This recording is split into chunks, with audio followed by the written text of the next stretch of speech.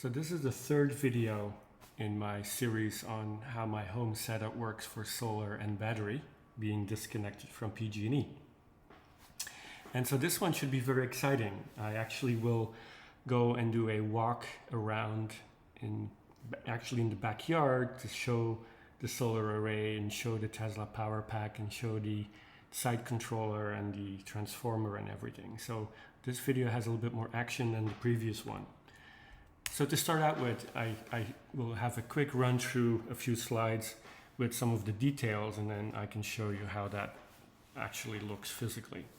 So as I mentioned before, I have 75 panels of solar power, so 27 kilowatt total. And there are 5 arrays with 15 panels each. The way that they're set up and connected is that for each array, there's basically 2 strings, so 2 sets of panels created, 1 string of 7 panels and 1 string of 8 panels. And when you add that up, they're connected serially, so each string is 7 panels of serial connected setups and 1 of 8 serially connected. And so basically it would be 513 volt and 560 volt of panels at 6.5 amp basically. So each panel is about 69, 70 volt outage and then 6.5 amp. And when you put them in serial, then basically the amperage stays the same and you multiply the voltage by the number of panels. So that's basically how the solar setup is by itself. Then there are 2 inverters, so the Tri-Power 12,000, and the way the input works is that each Tri-Power solar inverter has 2 built-in MPPT controllers. And so we use both. One inverter has 38 panels, one inverter has 37 panels, and they're basically split as I show here. So inverter 1, MPPT controller 1 has 3 strings of 8. Controller 2 has 2 strings of 7, and then for inverter 2 it's the opposite, it's 2 of 8 and 3 of 7. So basically 38 and 37 total, and then you see how much amp and voltage there is going into these 2 inverters. So that's the input, and this is direct current DC going into the 2 solar inverters. From an output point of view, it's relatively straightforward. So each solar inverter, the output is 480 volt, 60 hertz, 3-phase for the setup. And the max current they generate when the AC coming in from the solar panels per inverter is 12 kilowatt, which is the max. Then the max output in terms of current for AC will be 14.4 amp and 12 kilowatt AC out, which is about 12 kVA. And they operate per the documentation at 98% efficiency, so that's pretty good. So total of the 2 systems would then be 24 kilowatt out AC and about 29 amp, 30 amp of AC current going out onto the 480 volt panel. The Tesla PowerPack and inverter, as you'll see, is 2 systems. One is the PowerPack battery box and the other one is the inverter, which can handle 1 or more of these battery systems.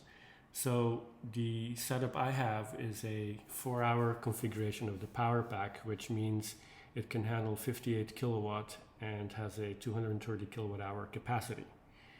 The AC efficiency round trip, so in and out, is 89.5%. So as you can tell, there's about 10% loss here. There's about 2% loss at the solar inverter. So, you know, there's always some loss on going from pure solar being generated to DC converted back and forth to AC and to the house. So you have to keep that in mind when you scale the system. The PowerPack also operates at 480 volt, 60 hertz 3-phase and can handle 70 kVA, which is plenty for a normal house. So how does this power get to the house? As you'll see later, I have 2 panels, a 480 volt panel, and that is very simple. It basically has 2 breakers at 20 amp for each of the solar inverters. Then it has 1 breaker at 125 amp that connects to the Tesla system, to the PowerPack and inverter. And then it has a 100 amp breaker that goes to the transformer and as such then gets transformed down to 208 volt and goes to the house. The transformer, so from this panel through that 100 amp breaker at 480 volt, it goes to the transformer, which goes from 480 to 208. And basically it's a 100 amp primary coil. The secondary coil is 200 amp 208 volt 3-phase. And then the main house service panel, which is on the same battery pack wall, is rated at 200 amp 208 volt. And that basically has a 200 amp breaker, and it has 4 wires that go down to the house, to the garage or the basement, and that has a sub panel, which is the first sub panel, the main house sub panel, with like 80 circuit breakers, and then from there it connects to another sub panel which has another 40 or so breakers. But this panel basically is the main house service panel. Then the side controller. So the side controller is basically a small service processor that includes a 24-port switch next to it, and this is provided by Tesla. And it has also a 3G horn that allows it to communicate directly with Tesla without having any requirement for the internet. So if my network connection is down, it won't bother Tesla. They can still see everything through the 3G communication. So it has a wireless connection and it can communicate by itself as long as it's power. The side controller is connected to the home network, and that's how my monitoring software basically gets the data from the Tesla setup. The network switch itself, even though it's a 24-port switch, only has 4 ports in use. Basically, 1 port goes to the house, 1 port goes to the PowerPack to communicate with the PowerPack itself, and then 2 ports are connected to the energy meters, which you'll also see later. And these energy meters, basically, they have coils around wiring in the 480 volt panel. And so one of the meters measures the solar output. So when the inverters generate power, then by having these coils around that set of wires, the Tesla system knows exactly how much solar AC is generated, or how much AC comes out of the inverters total at any point in time. And then meter number 2 is wrapped around the wiring that goes to the house transformer, and so that way the system knows how much the house itself or the site consumes. So that way it knows the power pack, obviously, since that's its own system. It knows about the inverters and it knows about the house, and that's all it needs to do. So there's no requirement to directly communicate with something like the SMA controller or something like that. And then the last part is the SMA data manager. So the SMA data manager is not used by anyone or anything in the house itself. It's a service processor that connects to the solar inverters. And so that way they can provide data back to the SMA site, nxos.sunnyportal.com, which is one of the sites I showed in my previous monitoring video. And that's where I can get the data from the SMA inverters as well. So Tesla doesn't require it, so it's not a required component for my setup, but I asked for it to be installed so that I could get specific data on each of the inverters, because the energy meter doesn't provide that. The energy meter provides the total energy coming from both inverters. So this way I have a better understanding of what happens between each of the inverters. And again, as I mentioned in a previous video, it helped me find a suboptimal configuration of the strings, which got quickly corrected and allowed for slightly better throughput from the inverters to the house. So now we can switch to an actual walkthrough and show you some of this with video. So this should be the exciting part of the video. Here you see the solar arrays. So there's a 5th one in the back that points a little bit to the east, so southeast, and then these 4 are mostly east facing, as most of them typically do. So each of these arrays, as you can see, has 15 panels. And if I take a look in the back, as I said earlier, so these are connected serially. So 7 panels go down to one side and 8 panels connected serially. And then you have 2 sets of wires, 7 and 8, go into a junction box, go underground, and go to the battery pad, which I'll show you in a second. There's netting around each of these solar arrays, and the reason for that is to keep wildlife out. Of course, as you can see, it won't keep rats or squirrels or small critters from getting under it, over it, but for the most part it would protect the array from, except for the top at least, from pulling wires or having a larger animal go in and maybe chew on a cable. Anyway, so all these arrays go down underground to the rear of my battery pad. So this is the rear of the battery pad. This pad was built specifically for housing all this equipment. 480 volt panel, solar inverter 1 and 2, and the 2.8 volt panel, and then we'll see on the other side are the PowerPack and the inverter and the transformer. So what happens is that the solar arrays, the wiring, the strings come in down here at the bottom, these 5, so each array comes in here. Then they go and split up, in the different strings go to each of these boxes, and then, as I mentioned earlier in the video, there's a couple of strings that go to inverter 1, MPPT 1 and 2, and then inverter 2 the same way. So this one, inverter 1 has about 38 panels, and then inverter 2 has 37 panels. They connect from this box, so these go in here, then into this box, and you can see each of these pipes going into the inverter. And then this pipe here, or this tube, is 480 volt AC that goes to the other panel. This is a communication wire that communicates to the SMA data controller. So each of these inverters are set up the same way. So this then goes into here. I'll open this one up. So this is where basically all the main power goes back and forth, different devices. So you can see at the top here, there's two 20 amp circuit breakers. These are for the 2 inverters coming in. These are spare. I should actually power them off. They're actually not used. This 15 amp breaker goes to the 2 AccuEnergy energy meters. They don't really need a lot of power, but they operate at 480 volts, so it makes it easy. And then the 2 main ones, a 100 amp breaker that basically from here the wiring goes to transformer, from the transformer to the other panel to the house. And then a 125 amp breaker, which is for the battery pack, and so the Tesla PowerPack.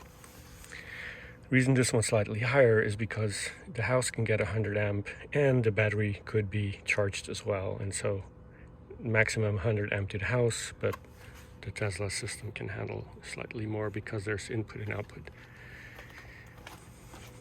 The 2.8 volt panel or sub panel, so this is really the main house panel, and it's a 200 amp breaker, so basically the wiring coming into this panel comes from the transformer.